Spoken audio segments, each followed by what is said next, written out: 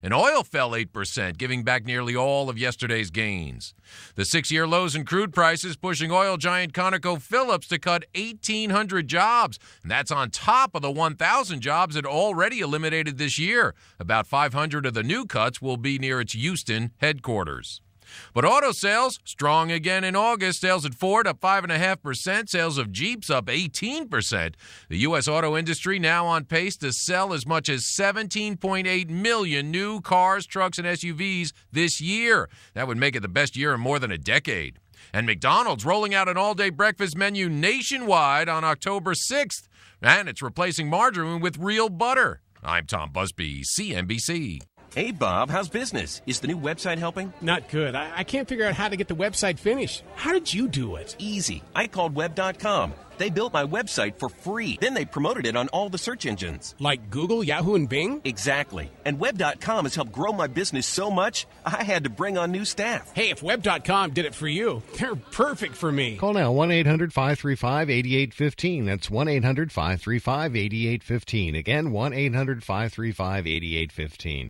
Hey, Bob, how's business? Is the new website helping? Not good. I can't figure out how to get the website finished. How did you do it? Easy. I called Web.com. They built my website for free. Then they promoted it on all the search engines. Like Google, Yahoo, and Bing? Exactly. And Web.com has helped grow my business so much, I had to bring on new staff. Hey, if Web.com did it for you, they're perfect for me. Call now, 1-800-535-8815. That's 1-800-535-8815. Again, 1-800-535-8815.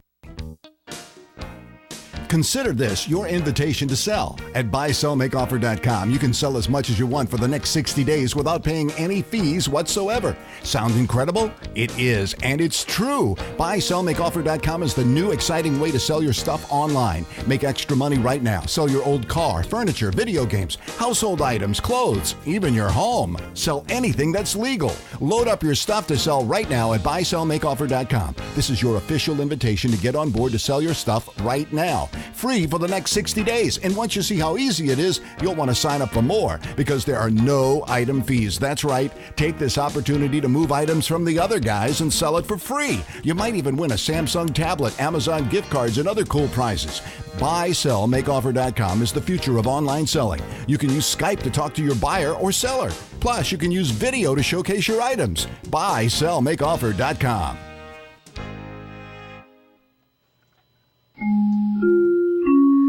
Oh, good afternoon. It is 3:03. I'm Di Rice with the very latest in live local news, heard only here on KCAA 1050 AM in the Inland Empire. Looking at local news, this is just in. 3 San Bernardino County Sheriff deputies will face criminal charges for their actions in the April 9th arrest of theft suspect Francis Jared Pusak. District Attorney Mike Ramos announced that today. Deputies Nick Downey, Michael Phelps, and Charles Foster are charged with assault under color of authority. If convicted, they could face 16 months to 3 years in jail. Pusak was arrested following a chase across the high desert that included cars and a stolen horse. As deputies caught up to him, television news helicopters hovered overhead and filmed 10 deputies hitting and kicking Pusak. Sheriff John McMahon says deputies were under high stress at the end of the pursuit, but he added that does not excuse their actions. And Palm Springs City Hall was closed today while agents from the Inland Regional Public Corruption Task Force executed search warrants. Information regarding search warrants was sealed under court order, and investigators also showed up to the home of Palm Springs Mayor Steve Pouillet, but they did not search it. Some items that were included in the search for City Hall were recovered at Pouillet's home, however. It is likely that investigators will continue the search throughout the day and possibly into tomorrow. Task Force members have been at City Hall since about 9 o'clock this morning. Weather for you, a little bit hazy out there, so that means a muggy day with highs about 85. Cooling down even warmer tomorrow with highs in the low 80s. Currently, it's 86 here in San Bernardino. Looking at your drive, we've got some situations out there. Disabled vehicle on the 210 westbound at Haven. And that's got the right lane blocked, traffic blocked up from Day Creek Boulevard. Also through Mira Loma, accident on the shoulder of 15 southbound just before Limonite. That gets you updated. That is the very latest with news, weather, and traffic on the station that leaves no listener behind, KCAA 1050 AM. KCAA invites you to support our very own Relationships 2.0 host, Michelle Skeen, in raising funds for the Ronald McDonald House Charities in the 38th Annual Chicago Marathon, October 11th. Every year, RMHC and its local chapters give more than 7 million children the strength to persevere as they run their own marathons, fighting illness and injury throughout months and sometimes years. Michelle will be running in the marathon, and if you would like to join her in becoming a Team RMHC runner, please go to the RMHC homepage or simply Google RMHC, Ronald McDonald House Charities. You can also help by contributing in fundraising efforts or by becoming part of the year-round sponsorship of Ronald McDonald House Charities. For more information about RMHC, visit rmhc.org. And remember to give your support to KCAA Relationships 2.0 host Michelle this is Di Rice from KCAA. As she runs the 38th Annual Chicago Marathon in support of Ronald McDonald House If I put Charity. you on hold, can you talk just kind Larry of Burnett here, inviting you to join me for Open Season, Fridays at 6 p.m. right here on KCAA. Okay, just a second. It's three guys dropping gloves, tackling issues, and swinging for the fences. Great sports talk right here on KCAA AM 1050.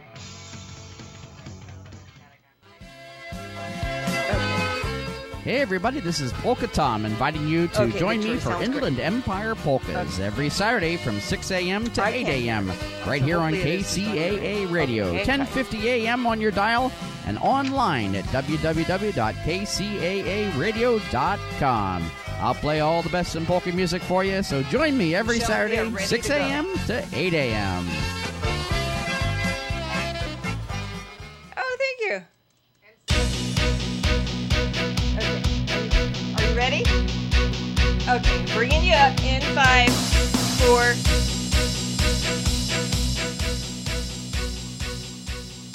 4. Welcome to Relationships 2.0. I'm Michelle Skeen.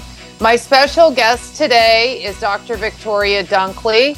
She is a psychiatrist and the author of Reset Your Child's Brain, a 4-week plan to end meltdowns, raise grades, and boost social skills by reversing the effects of electronic screen time. Welcome, Victoria. Thanks, Michelle. Pleasure to be here. Oh, well, this book is such an important book. Congratulations. Thank you. It was a long obviously, time. Took a long time. Were to you put it just all getting together. ready to say you spent a lot of time? Yes, I really, even after I wrote it, I spent many hundreds of hours of researching towards the end just to make it more complete. Well, I was just getting ready to say you spent a lot of time working on this book. Yes. And it shows. The research is incredibly compelling. Let's start with you maybe explaining how this all came about for you, your interest in this, what really drew you to look at electronic screen time as a reason that there was an increase in the diagnosis of mental disorders in children and adolescents. Right. So I first started looking at this when I finished my training around the year 2000. So at that time, I was working with kids in group homes and residential care, and we had total control over their environment. So, and these were difficult cases. All these kids had been abused, neglected. A lot of them had other mental illnesses going on. But we kept seeing problems around them playing video games, fights and stuff like that, and a lot of times they just explode after playing. So at one point, I finally just said, "Why are we even allowing these in the house?" So one of the houses I was working with agreed to remove all the video games, and then sure enough, we were able to track their behavior reports and special incidents reports and see everything go down quite a bit, like by a third. So that was kind of my first experience. At the same time, I was working with kids who had tics and Tourette's disorder, or Tourette syndrome, and I started noticing the same thing with them. If we just eliminated video games altogether, they got a lot better. And some of them, their tics went away completely. So I started kind of piecing together what was going on and realizing that dopamine was involved, which is a brain chemical that's important for a lot of things, but if there's too much, that causes problems too. And then started realizing that it was kind of a stress response that the video games were creating. So since then, I just started applying it to more and more patients and realizing the dramatic benefits I could see when we removed interactive screen time. So video games, smartphones, things like that. So I started realizing that had a much more powerful impact than even, things like TV. So the experience that these kids are having when they're having screen time is that it's stressing them out. It's causing stress. Right. So the sensory, there's a lot of sensory overload going on, both visually and sounds, and the reward pathways light up in the brain. So both psychologically and from a sensory standpoint, the nervous system kind of gets overloaded. Mm-hmm. So when this happens repeatedly, especially when the child's not moving much, all this pent-up energy gets, stays there, and it doesn't have anywhere to go until the child gets so stressed out they, have a meltdown or tantrum. So every child will have kind of a tipping point where all of these elements kind of combine, and then they'll start to have problems functioning. So you say that there was too much activity in the reward pathways and the pathways that are like sensitive to light and that kind of thing, but not enough activity in other areas with having to do like regions associated with empathy, reading social cues, and delayed gratification. Say more about that and why all of those things are so important to develop in children. Right. So what happens is every time a child picks up a screen device and is exposed to the screen and then interacts with the screen, these stress mechanisms occur. So the body goes and the brain go into fight or flight, and then when and all these physiological changes happen. So when this happens repeatedly on a day-to-day basis, these changes become chronic stress. And when the brain is stressed for any reason, the front part of the brain, which is the most developed part of the brain, starts to become impaired. So everything the frontal lobe does, including emotional control, executive functioning, which is things like paying attention, getting things done, impulse control, and empathy, everything the frontal lobe does can become impaired as well. So that's why it can look like so many different things. So what's been like? I mean, I had this feeling that all of these the increase in the diagnosis of ADD and ADHD has so much in children and adults has so much to do with all of our electronic screen time, right? Absolutely. So one of the reasons we know this is because, well, we know that all of these trends are increasing in children and adults, but especially in children. We know that kids are being prescribed more medication. We know that more children are ending up in special ed. More children are being put on benefits for disability.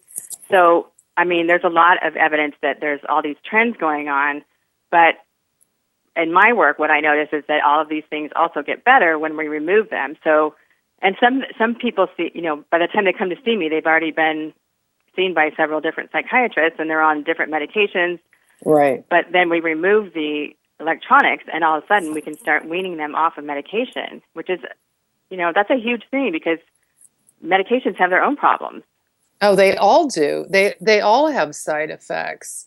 But why? But it seems like in our culture, we want the quick fix, and that parents, although well-meaning, look, it's easier to take your kid in and go fill a prescription than it is to go through some kind of protocol. Although I have to say, to keep your kids off of medication and go through a 4-week plan that's going to, your 4-week plan that's going to get them to a better place. I mean, that should be a pretty easy choice for a parent to make.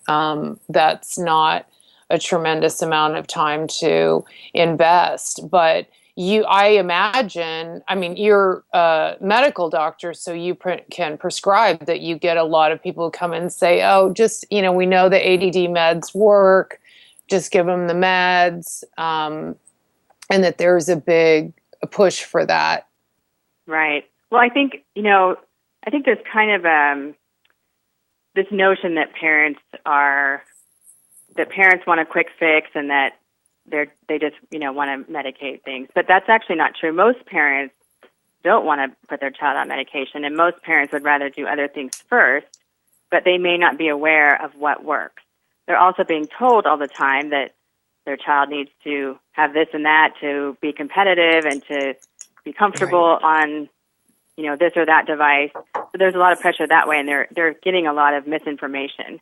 So I think most parents, when they hear what's going on, what's happening inside the brain, and they hear that they might actually be able to avoid medication or at least minimize it if they do these things, that's much more appealing to them than you might think. Sure. Well, first they have to get the information you're providing, though, right? Exactly. And that's why it's so important that, I hope that your book gets a lot of attention because the messages in it are really important for parents. Right. Even you talk about the increase in the diagnosis of bipolar disorder.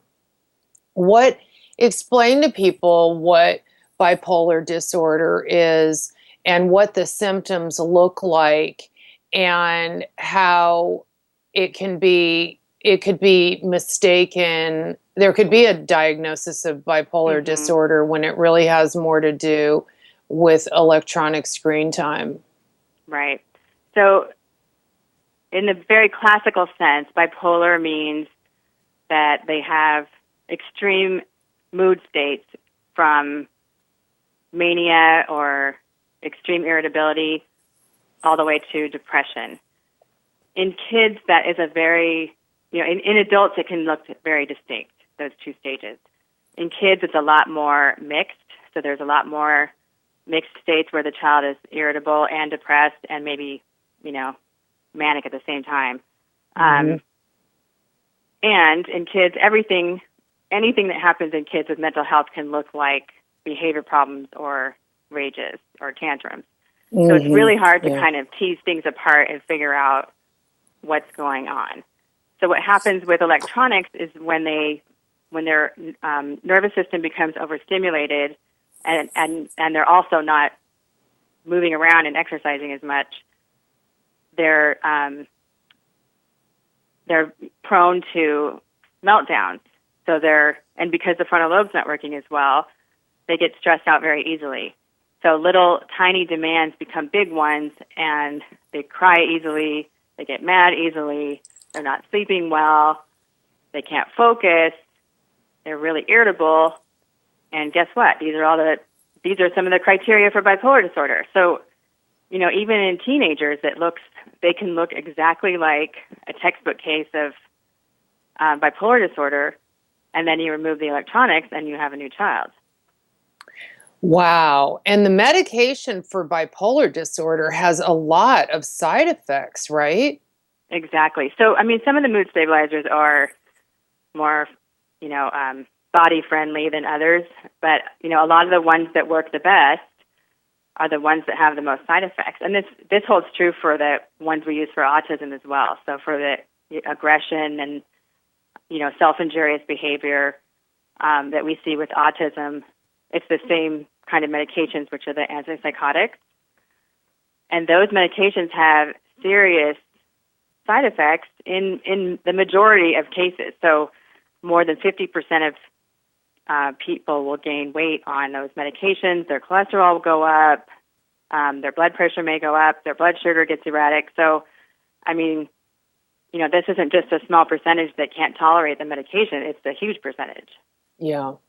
And then once those things happen, it's really difficult, even when they go off the medication, it's difficult to turn it around. It takes a lot longer to turn it around than it does for it to happen. Yeah. So, these are serious, repercussions that are happening. We have to take a short break, but when we come back, one of the things that I thought was so interesting that you talk about is that one of the biggest misconceptions about screen time is that content matters a great deal. So let's chat about that when we come back from a short break. You're listening to Relationships 2.0. We'll be back in a few minutes. Stay tuned for my chat with Dr. Victoria Dunkley. Reset your child's brain.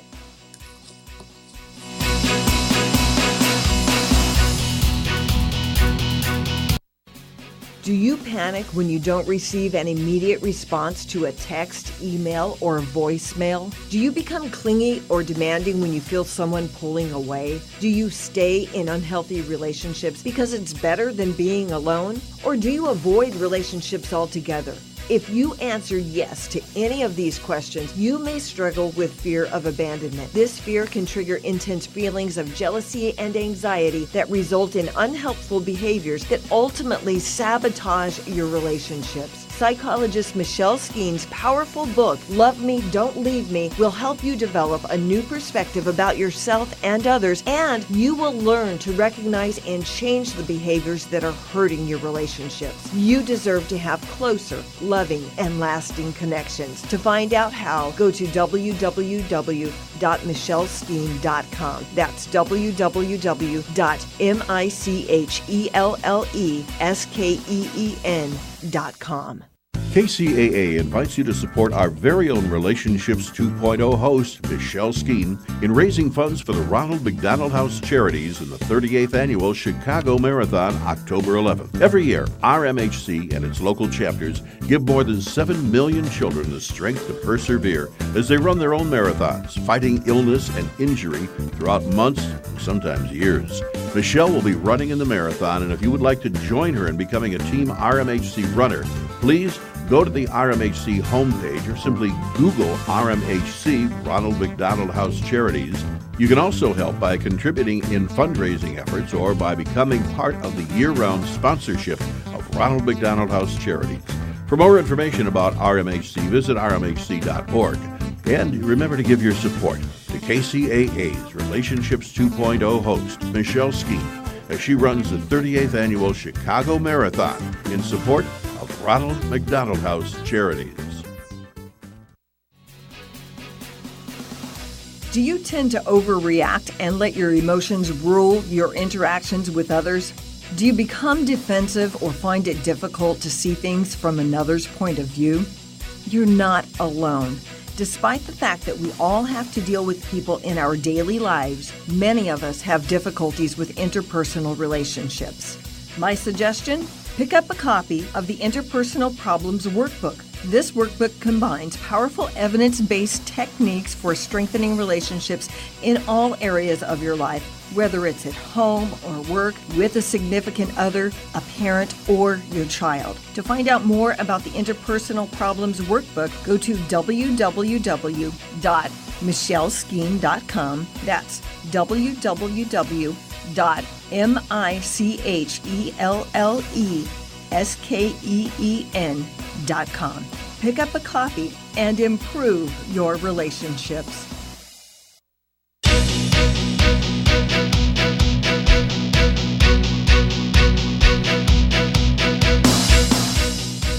Welcome back to Relationships 2.0. I'm chatting with Dr. Victoria Dunkley. She's a psychiatrist and author of Reset Your Child's Brain.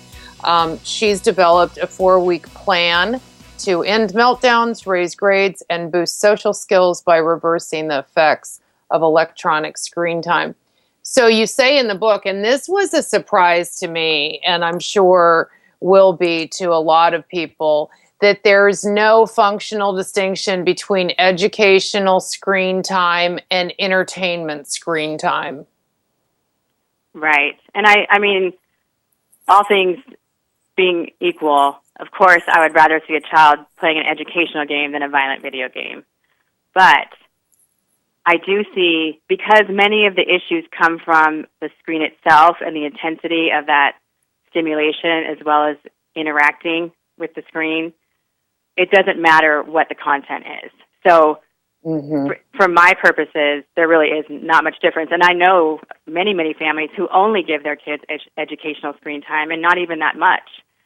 And we still see a difference when they go off of it. When they go off of it. That's so interesting. When you were doing your training in the group homes, did you notice any kind of difference in violent tendencies? If kids were playing video games that had violence in them, did that make them more violent, or is it just, or sure, does it have less to do with the content and more to do with the, as you talk about, the dysregulation of mood? Yeah, it has. I think it has more to do with the dysregulation, the frontal lobe being suppressed, which causes them to not be able to focus. So one of the interesting things is that there's a relationship between attention and focus and aggression. So if someone has trouble focusing, they're more likely to become aggressive. Therefore, if you can restore their focus, they're less likely to be aggressive. This is called attention restoration theory. And they know that kids who, if they move from an area, like an urban area where there's no greenery, and they move them to an area where they can see more green, they do better cognitively, et cetera. Yeah. So, and it's because it improves their attention. So we know that, it's not just that they're seeing violent things. It's if the attention is impacted for any reason, they're going to be more likely to be aggressive. Yeah. Well, I wonder if that's why I'm only just having this thought, so hopefully you'll indulge me. But I wonder if that's why all of those programs to get kids who have, violent tendencies or are on drugs or abusing alcohol, they always have those nature programs where they take them out in nature to kind of reboot them. Right. Yes. The wilderness programs. Yeah, and certainly, there's direct and indirect benefits that occur from taking them off the screen. So part of, the direct benefit is that they are no longer getting all this overstimulation, and the indirect ones come from playing more, moving around more, going outside more, being creative, sleeping more deeply. So those are all the things that compound the benefits, which is why you see such a dramatic and more sustained benefit from the program after a few weeks rather than, just a few days. Yeah. So, all of those things play into it. But, there was a study that showed that total screen time was more predictive of violent behavior or aggressive behavior than the type of content being viewed. So that tells us it has more to do with the stimulation levels than what's actually being viewed. That's amazing. That's amazing. Right. I was last month in the Grand Tetons with my 3 children. I have 23-year-old twin boys and a 19-year-old daughter. And we were having this conversation while we were on a hike that they were all kind of born at the perfect time in terms of technology because, the boys didn't get cell phones until they were in middle school. And now kids have electronic devices so early. And they were saying, what's it going to be like when we, even kids who are born in 10 years, are they just going to be handed an iPad? Are they just going to be handed an iPad as soon as they're born? Right. It's kind of scary to think about, isn't it? It is. And it's really causing so many problems. I think, sometimes people are like, well, my kid is fine and they're doing well and they get straight A's and they have all these other activities going on, and that's great. But what we have to realize is that when, let's say 25% of kids are going to have problems with how much technology they're getting. All of those kids cost all of us in terms of Right. healthcare resources and educational resources. Yeah. And I see adults already that are very, very bright, that are unemployed, they're on disability, they can't hold down a job. You know, they're just in a rut because they're addicted and they can't stop. So I think, you know, that's another thing is the earlier the child is exposed, the more likely they are to have to use technology in a problematic way. Yeah. And so that depends on both the total amount of screen time as well as how early they were exposed. Now, I mean, that alone should tell us we shouldn't be exposing kids to an iPad, you know, right, that early, much less as a Right. toddler or a baby. That's ridiculous. Yeah. So, and by screen time, you're talking about TV too, right? Well, I mean, or are you of course, mostly TV, talking? you know, there's lots of studies on how TV impacts attention and play and things like that. And even if it's just on in the background. So it's not just, I'm not saying that TV doesn't have any problems. Mm-hmm. But if you compare the two, interactive screen time actually is associated with more problems in terms of mood and sleep and focus and learning. It's more addicting.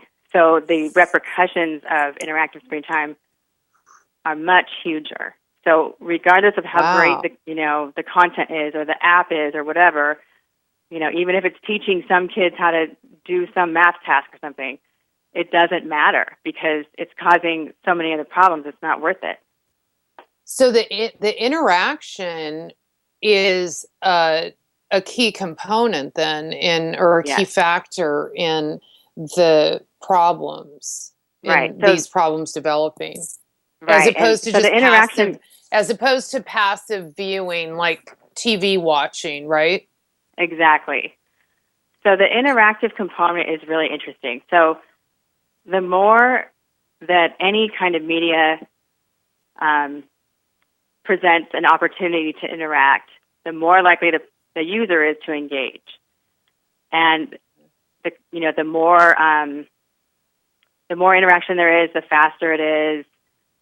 All of these things affect how long we're doing it and how long it keeps our attention.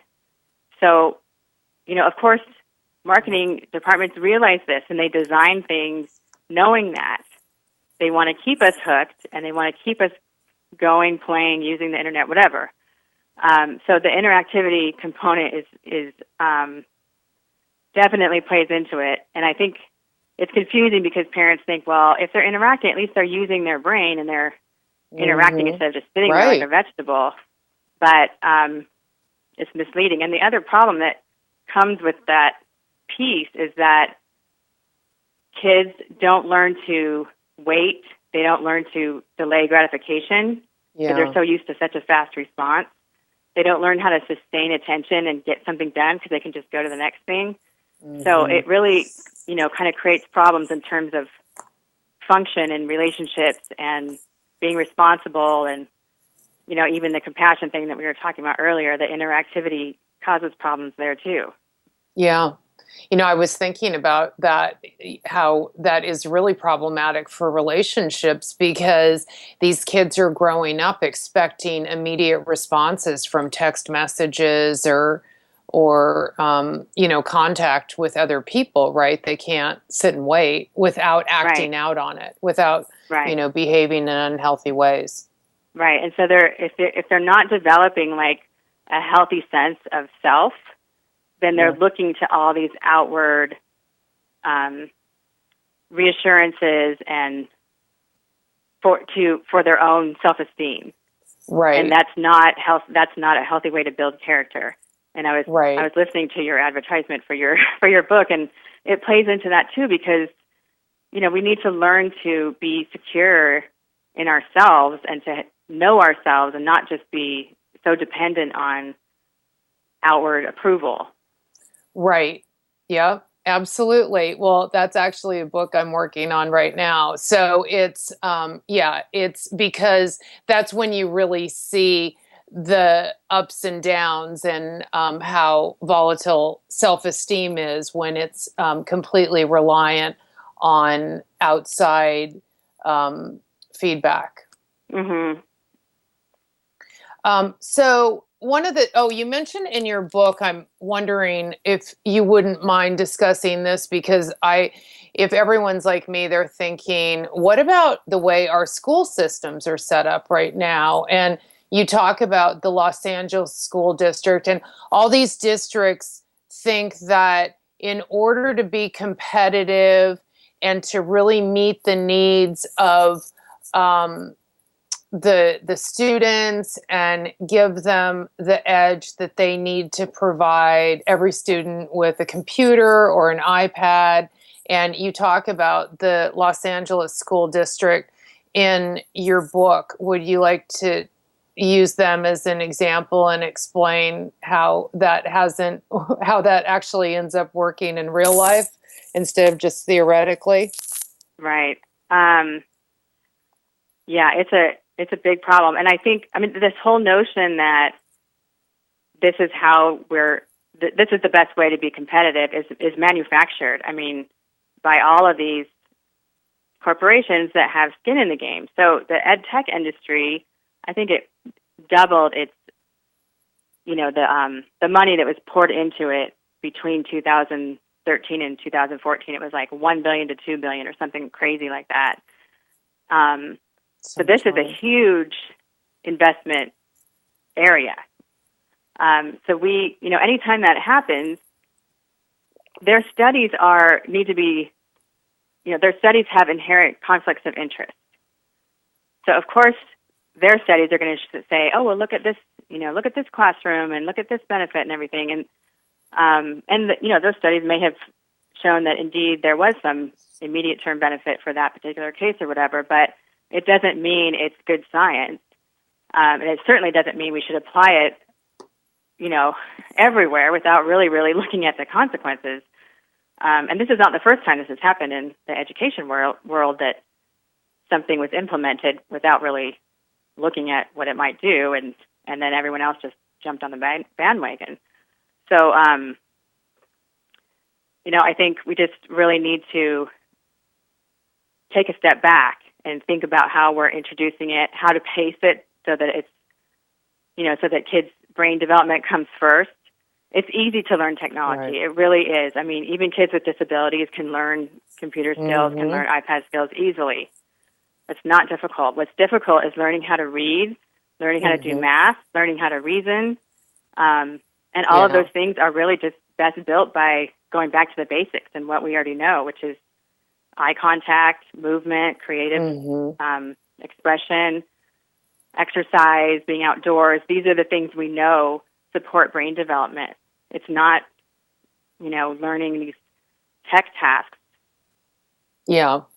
Well, and with the electronic devices, you mentioned exercise.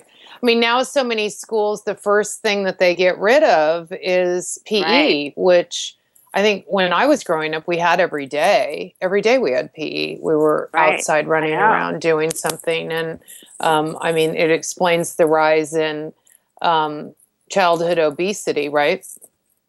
Yeah, and actually, speaking of that, there's studies with screen time that show it's not just the lack of exercise that contributes to the obesity. It also seems to affect the satiety and hunger cues in the brain.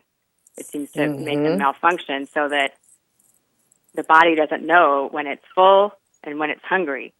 So even when kids who are exercising enough, they're still more likely to gain weight and to have high cholesterol. So you say that the kids are it induces screen time induces stress, which raises cortisol levels, which slows down the metabolism, and you're seeing kids also with higher blood pressure too, right? Right, and high cholesterol. And it used to be that that's crazy. We never saw kids with high cholesterol. Now it's like really common, and then they get put on a cholesterol medication. Those have problems too. Those affect the brain too. So it's just a vicious cycle. And to go back to what you were mentioning earlier, there was a study in a school in Chicago that was run by a child psychiatrist from Harvard, Don Rady. His book is Spark. and he implemented, I think it was an hour before school started, they ran for 45 minutes to an hour. I think it was middle schoolers, seventh graders, I think. And then they looked at their testing results. And their testing results were similar to like Korea's results. I mean, it was a huge increase. So, this is a really well-run study. Like, why doesn't everyone know about that? And why isn't every school implementing that? Like, it's so much easier. It's free. It's just crazy. I know. Is it like the pharmaceutical lobbyists? What is it? Why can't we get this information out there for things for people to do that are free, like having a mindfulness practice, having exercising, getting out in nature more, having face-to-face contact with people, not just having relationships over text. Yeah, I think the information's all available, but it is a matter of getting it out to people. So I think, not only do we, and of course there's no huge money behind it like there is with drugs or electronics, which is, they all use the same kind of tactics. Well, I think if parents, the more that parents complain, I think the better, because I really think that is, not like I think that all the students should be going on strike or something, but I just think more parents need to complain when they feel like there's too much computer use, there's too much computer homework, there's too much tracking. I mean, they keep saying, we need to track to look at the data so we can teach them better. Well, if the inherent nature of tracking them on the computer is causing problems, then who cares what it tells us? Right. It's telling us that their cure is worse than the disease. Yeah, absolutely. We're going to take another short break. When we come back, let's talk about some of the aspects of your 4-week plan, including an electronic fast. Maybe we should fast for the month of September, electronic fast. Stay tuned. You're listening to Relationships 2.0. My special guest, psychiatrist Victoria Dunkley, who's written this fabulous book, Reset Your Child's Brain.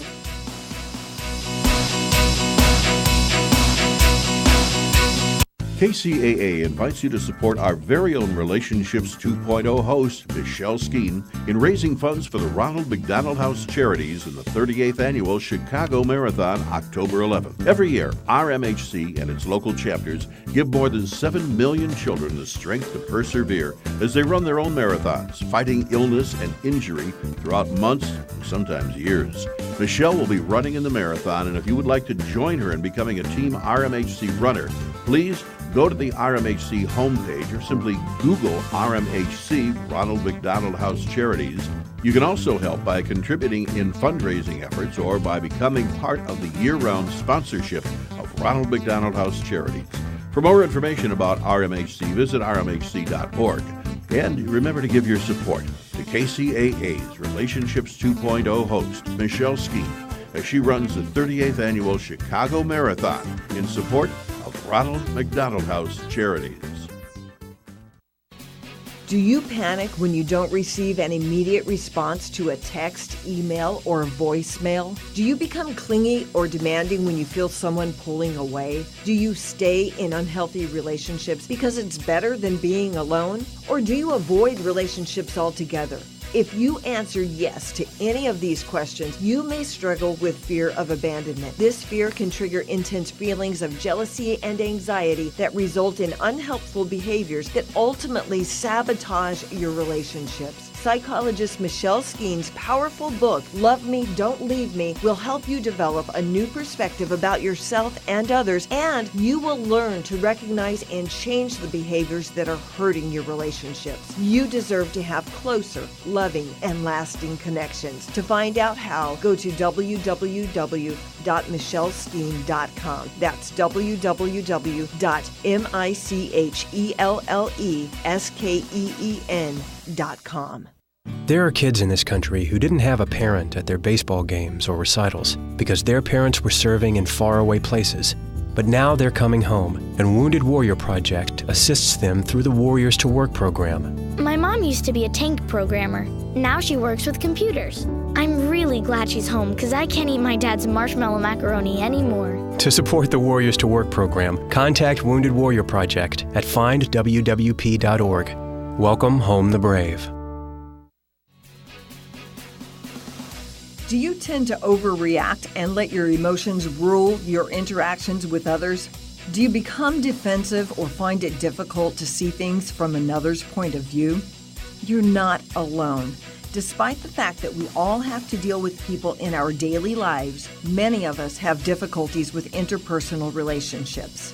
My suggestion?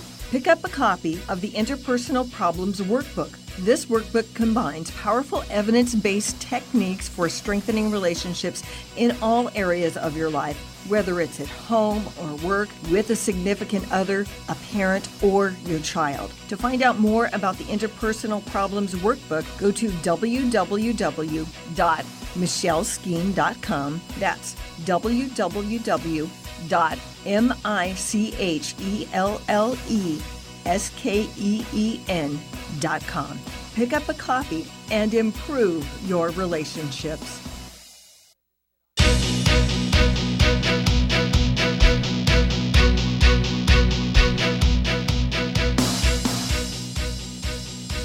Welcome back to Relationships 2.0. I'm chatting with psychiatrist Victoria Dunkley. And let me tell everyone how you can find Dr. Dunkley and find out more about Reset Your Child's Brain. Her website is www.resetyourchildsbrain.com. This is really important information. And honestly, even though I don't have young children anymore, this book just gave me such an important understanding of just how problematic this is. And just anytime you want to come back to get this message out, I'm happy to have you back. This is really an important work. And as I said before, I hope that you and your book get a lot of attention. Thank you. So let's talk about your 4-week plan and just before we run out of time, give everyone an idea of what that looks like, how you developed it, and some of the key aspects of your 4-week plan. Okay, so with my own patients, I do this anytime someone sees me for the first time, or I try to do it. And I also do it when things start going downhill. And I do it regardless of what they come in for. So for readers or listeners, anytime they feel like their child's stuck in some way, whether it's mood or focus-wise or behavior, or they're not sleeping well, and they're considering giving their child some kind of treatment, especially medication, I recommend doing this first because it's so easy. Yeah. Okay, so what the plan is that we basically are, and the book describes how you could take a few days, or I recommend taking a few days to actually plan. Okay. So you plan activities. You want to make sure you can get rid of all the excess screens in the house, minimize the number of devices that are there. You set up a workstation if they need it, if they absolutely have to use it for school. And then the actual fast is they basically don't have any interactive screen time for at least 3 weeks. So that means no smartphones, and no phones, period, would be even more ideal, so no texting. No iPad use, no handheld devices, no video games, no internet use, nothing like that. I do allow a little bit of TV or movies, as long as it's not a fast-paced cartoon. Okay. If parents can keep it around 5 hours a week, that should be fine. Okay. So, and that's so funny because as people keep logs of their TV time, that adds up. I mean, people Oh, might yeah. think, oh, that's still a lot, like 5 hours a week. No, not compared to what people have on. I mean, that's probably daily for most people, right? Oh, 5 yeah. hours. Oh, yeah. I mean, most kids on a daily basis have 5 to 7 or more hours of screen time a day. So if you can get it down to a couple movies a week, or, that's a huge difference. But, yeah, and I also have people pick a few problem areas to track, and the book talks about how to, rate it, and then so that way you kind of are tracking certain things, so that even if there are problems still remaining at the end of the 3 weeks, it gives you some objective data to see if, what's improved, and then you can decide if you want to keep going or if you want to try reintroducing in really, really small amounts. And now I'm assuming when the parents are doing this, I mean, the parents are having to kind of be good themselves, right? Right. I mean, ideally that parents we do see it a lot too, of adults who are addicted to their smartphones. We were just talking about this on my show last week, that you have to start making, making deals with your friends when you go out to dinner, because people are now kind of setting their phones right on the table, so they're not missing anything. Yeah, and actually that's a really good idea, is to make deals, and I talk about that in the book too. Like, I call it the Accountability Act. So if everybody makes a deal as a family, and you have to follow certain rules. So even if the parents have to use it for work, they still have to turn it off by a certain time. They're not allowed to use it during dinner hours, or and they have to use it in certain areas, like things like that. If everybody can benefit from those things, and then that way the kid doesn't feel like they're being singled out. It feels like this isn't just. It's not a punishment. It's to help you and also to help all of us, and we're all going to pitch in. And then, part of it too, part of the planning is playing more games with your child, playing board games with them. And sometimes parents, A, it doesn't occur to them, and B, they don't think it's fun. It'll be fun. They think it's a chore. But then when they do it, they always have a good time. So much fun. And to read books. I used to read books to my kids all the time. Like, books are amazing. Right. Yeah, and I think even playing a ball, or get outside, just any little exercise. thing. Like, parents are always asking me, well, what do I do? It's like we forget just how to play, and they don't really care what they're doing with you. They just want you to interact with them. Yeah, it's so funny because when we would talk about, adults need to be more more childlike, like be more playful and play games, and now kids are getting this this electronic screen time at such a young age that kids aren't even playing like kids used to play. We can't even say play like a kid, because it means sit in front of a screen, right? Right, and parents panic about that too, because they're like, well, he won't know what to do, or he doesn't know how to play anymore, and but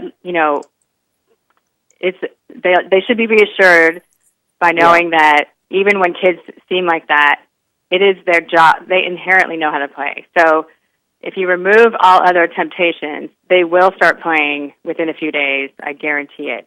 But to kind of counteract that anxiety about what's going to happen, I recommend that they have activities, art stuff, puzzles, Rubik's Cubes, things like that they can play either by themselves or with a friend, and just kind of structure their time so that you're not panicked by those gaps.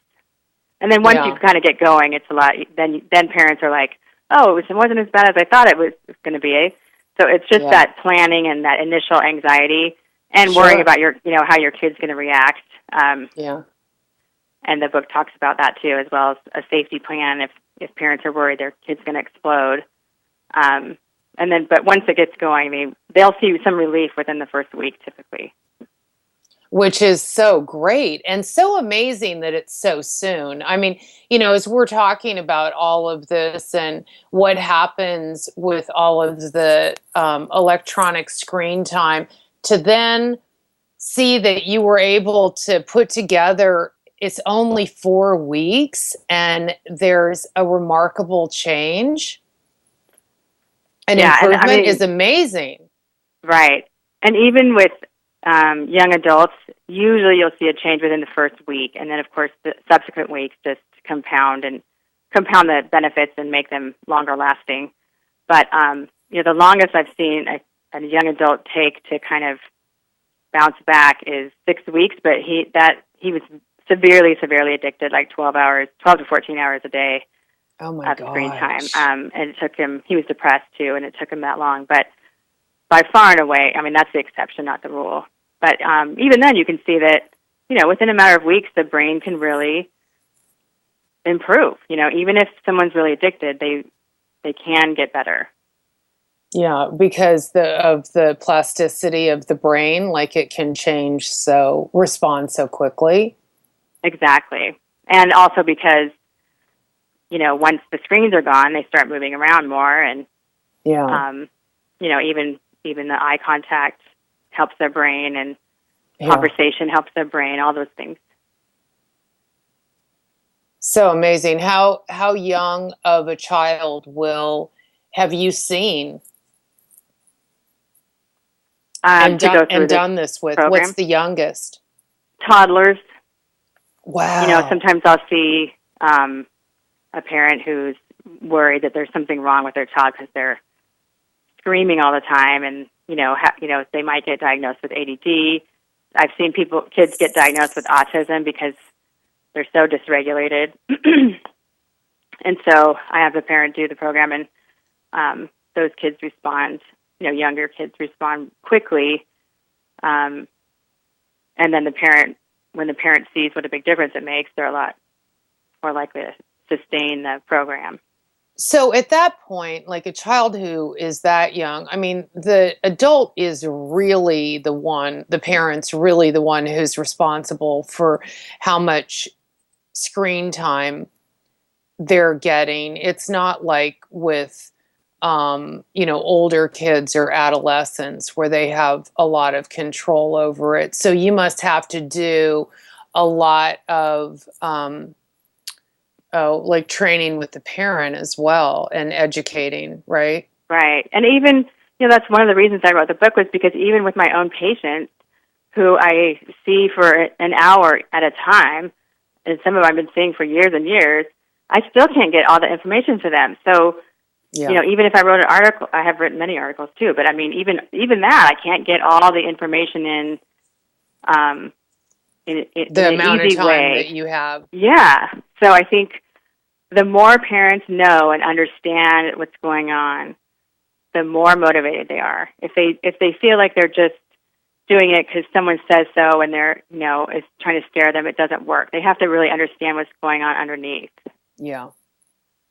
And the real, but also I want to say real benefits and Mm-hmm. I think there's also like a push or sometimes what I hear from parents is, well, I really want my child to learn how to control it, to control their use. And the thing we have to remember is that, first of all, even with adults, the best way to change habits is by changing the environment. So willpower doesn't usually work.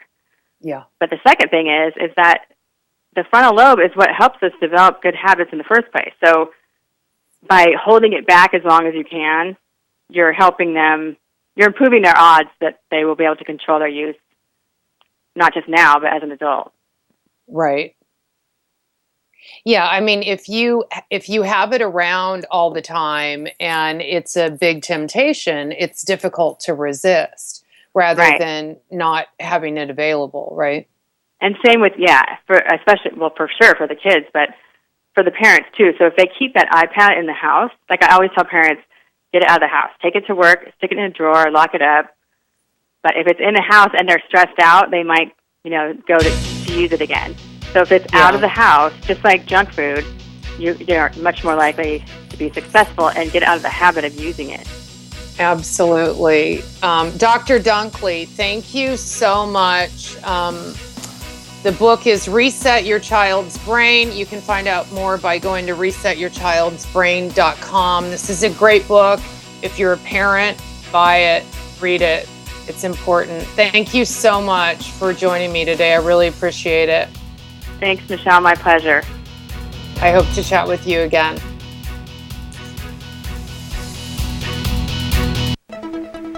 This is KCAA Loma Linda, the station that leaves no listener behind. CNBC News is next, a courtesy of BuySellMakeOffer.com, where you can post a video about items you have for sale. Sign up now. It's free. U.S. traders who are left wondering just how bad the slowdown in the world's second-largest economy really is. And with that, investors dumped out of stocks today. The Dow plunging 470 points. All 30 stocks in the index ended lower. The Nasdaq down 140. At least auto sales were strong in August, helped by low gas prices, low interest rates, and big demand for new SUVs, crossovers, and pickup trucks. General Electric